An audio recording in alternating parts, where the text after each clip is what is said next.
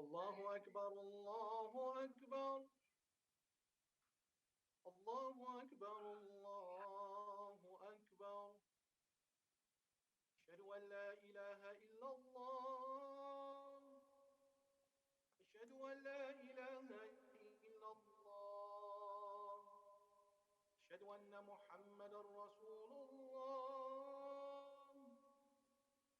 أشهد أن محمدا رسول الله حي على الصلاة حي على الصلاة حي على الفلاح حي على الفلاح الله أكبر الله أكبر لا إله إلا الله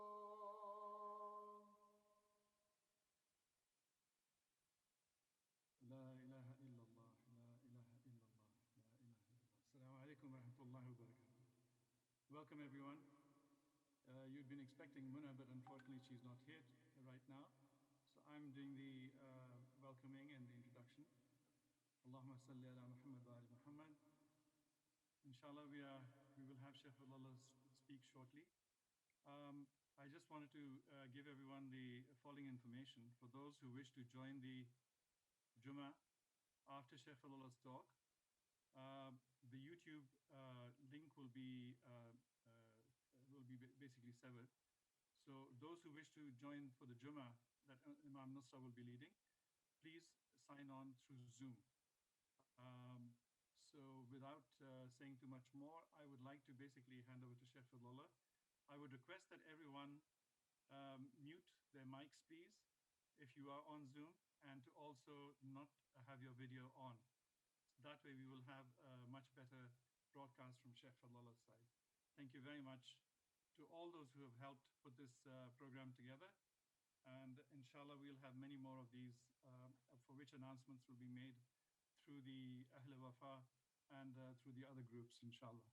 Assalamu alaikum wa rahmatullah.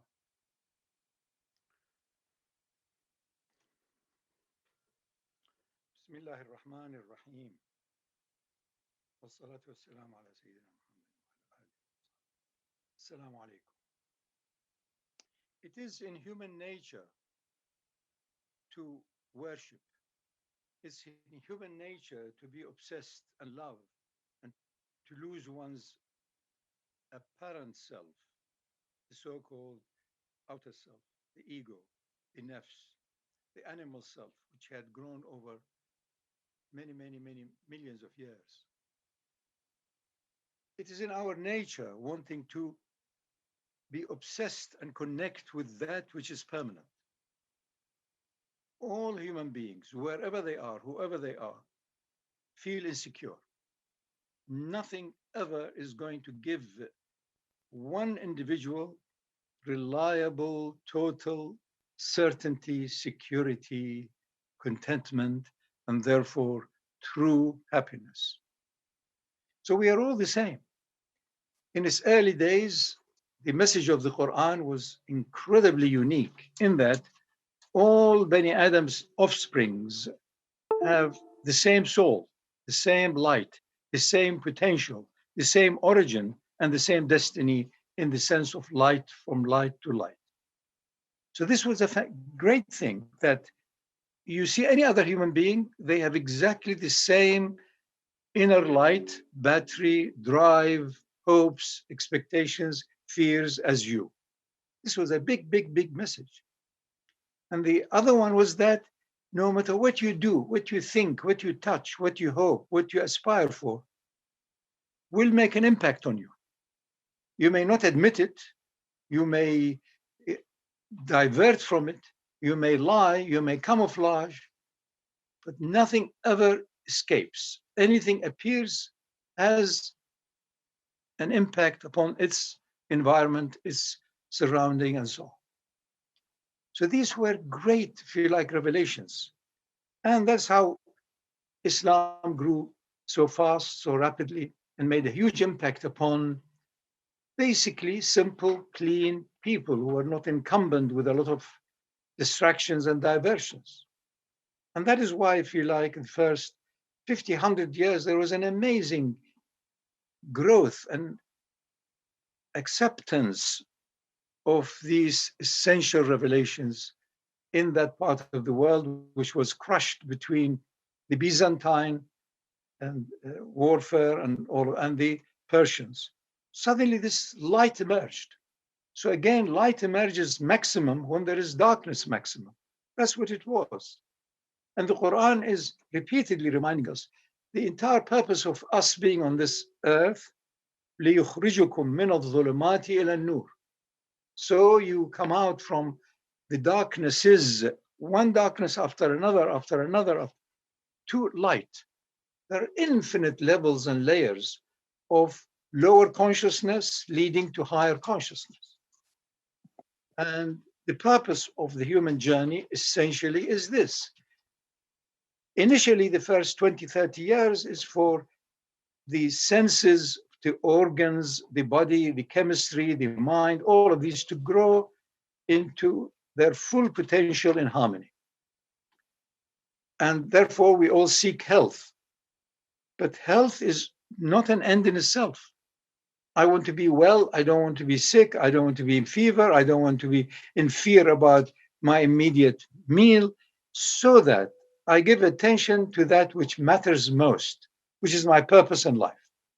And that is to move from one level of consciousness to a higher until I am no longer within conditioned, defined parameters of consciousness.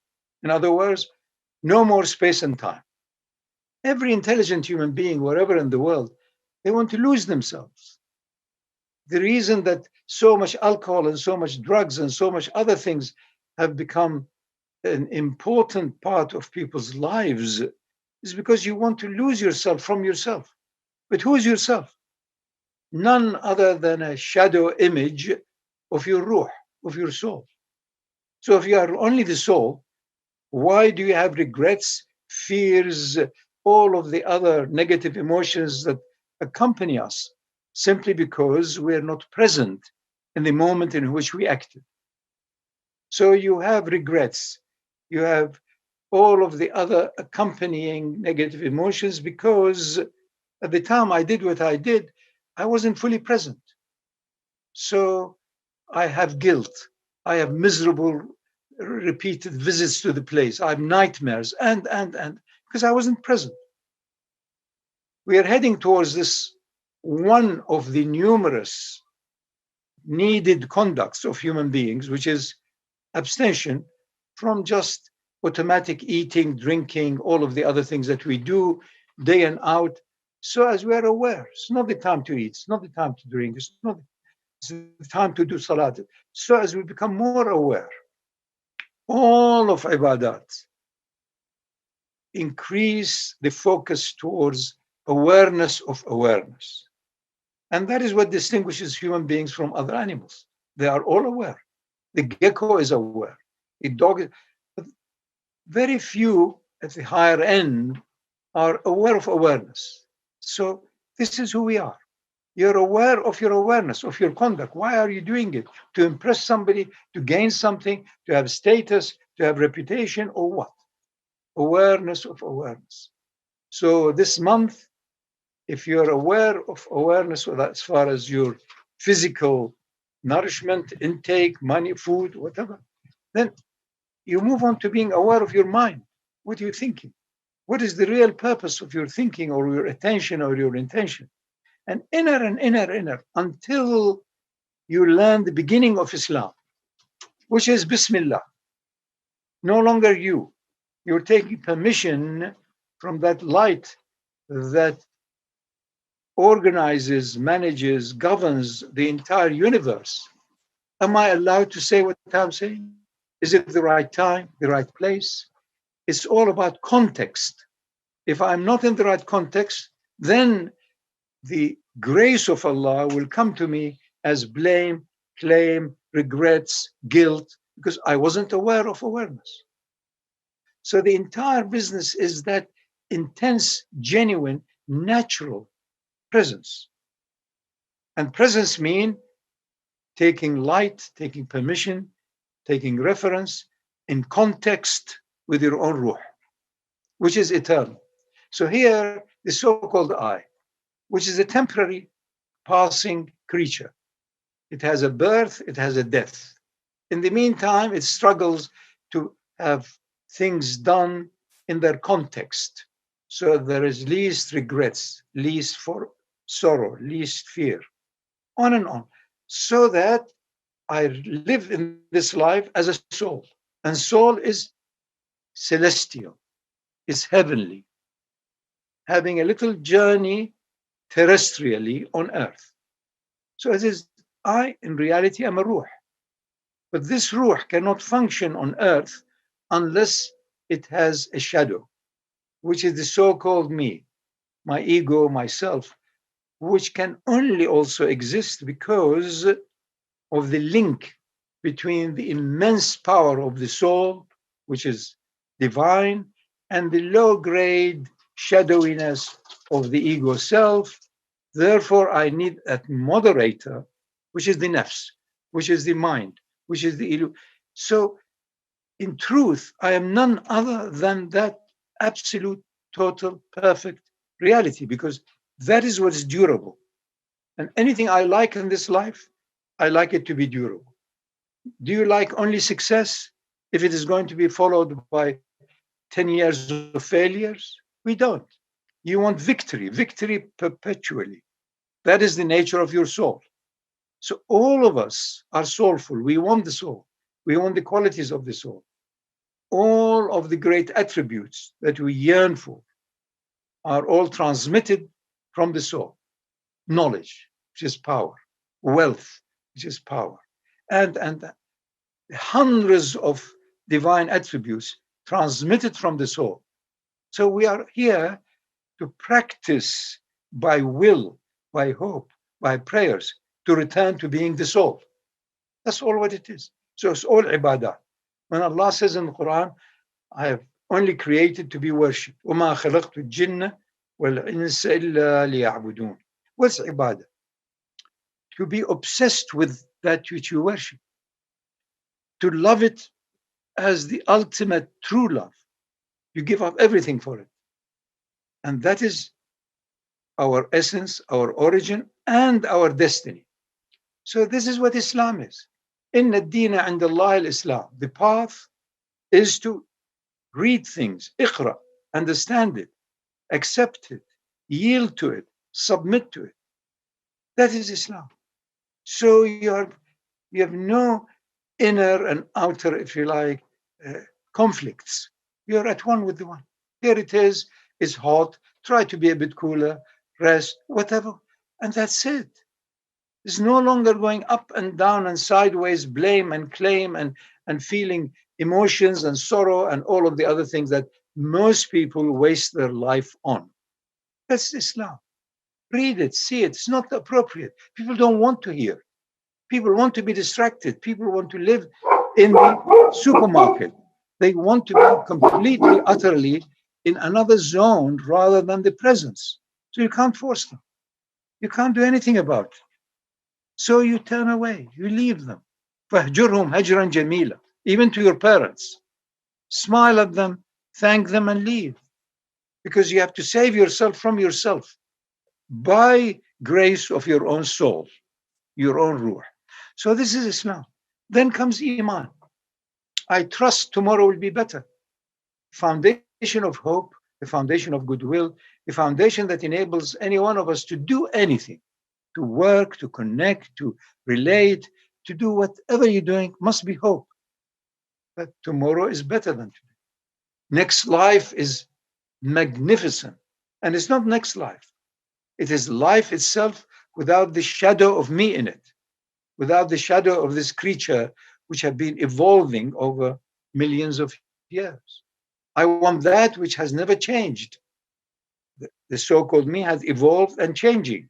Today, I'm not the same as I was yesterday. So you have to put things in perspective. Iman is absolute certainty and security that I am moving towards a zone of consciousness that is perpetually perfect. No blame, no claim, no apology, no back and forth. Utterly perfect. That instant, that moment is perfection itself. That is Iman. And there are hundreds of different levels of Iman. One of which is that I hope one day I can trust totally. One day I hope that I'll be living with people who can help me to increase my very low level of faith or belief. That's all. And then ihsan. Ihsan is utter perfection that helps you to realize the moment has also in it its intrinsic perfection. That's ihsan. Quran says, Hal jaza'ul ihsani illa al-ihsan. Ihsan meaning that no matter what comes to you is from Allah.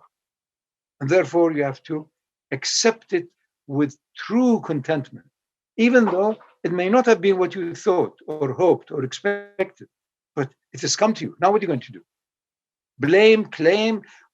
Allah says in a hadith Qudsi, he said, if you don't like it, leave the earth and heavens, because this is mine. And in that earth and heaven, my decree works. So it happened to you now. An accident happened, a fatality or a death. What are you going to do? You must now do the little you can at the base level, at the conditioned consciousness level, because you are human. So you have empathy, you have sympathy. You have to address humanity and then dive back into the ocean of divinity, which is cosmic. So we are two. Therefore, your ibadah, your worship, your good conduct, your awareness, all of these are there to help you to get out of the so-called you, the animal you, the arrogant you, into the light in you, which illumines the arrogance and the animal and all of the other tendencies. So this is what ibadah is. So if you pretend you are a Muslim, then hope and pray that you will touch, understand, and get a glimpse of La ilaha illallah. There is no deity, no controller, no power, no force, except the one, Allah. So where do you run to? You have to yield to it. You have to accept it. You have to be truly abd. So ubudiyya, ibadah is complete unison until such time you don't anymore discuss it. You know there's only one. So who are you objecting to? Then the ayah says, Ya ayatuha an-nafs al-mutma'inna.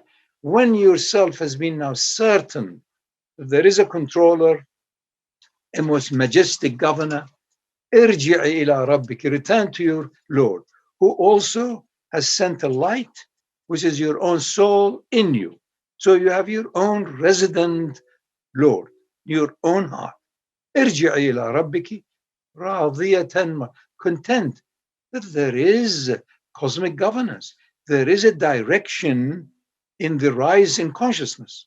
Our consciousness today is not the same as it was 100 years ago. Very different to what it was 1,000 years ago. We have evolved, we have moved. And if you hold your religion or your Sharia as rigid, you will be as brittle at it, and you end up having, as we all have now, probably no less than 30, 40 enormous mosques in the world, some of which have cost billions of dollars. Poor countries, because they started competing about building mosques. And now you can't go to any one of them. I mean, look at the divine joke upon us. What about your own inner mosque? Have you truly made ibadah within your own ruh? Have you visited your own Kaaba? Or are you all the time lamenting, I can't now go for Jama'ah or this and that? Truly, وَالْعَصْرِ إِنَّ الْإِنسَانَ لَفِي خُسْرٍ. This human being is at a loss, no matter who or she is. إِلَّا الَّذِينَ آمَنُوا. Until Iman means you do your best to reduce suffering, to reduce fear, to reduce animosity, to reduce discord. Amalu salihati. You do your best. And if they don't accept it, you must leave cheerfully. Don't blame and claim. They didn't listen to me. They didn't listen. Who do you think you are? Another religious Fir'aun? You can't do it. Amalu salihati. وَتَوَاصَوْا بِالْحَقِّ. there is only haqq, eternal, permanent, perfect. وتواصوا بالصبر. And if nobody likes it, wonderful. You know, you are already practicing self-isolation. Go, be silent, be quiet, enjoy the divine presence without the noise of other human beings. So it is all about the real you. And the real you is not subject to comings and goings and space and time. So your ibadah here, there, anywhere, whoever it is, to discover the ultimate grace upon you, which is a gift of the gifts of the gifts, your own ruh. And its shadow every now and then causes you some mischief. And the body, which is decaying from the moment it's born. You have to accept these things, and then you smile contented. If you die without a smile on your face, then you had not done your duty towards your own self in this life. So watch out. Assalamu alaikum.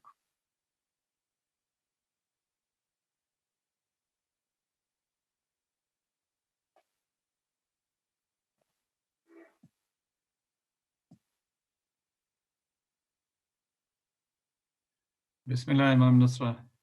It is over to you. Thank you very much, Shaykhna.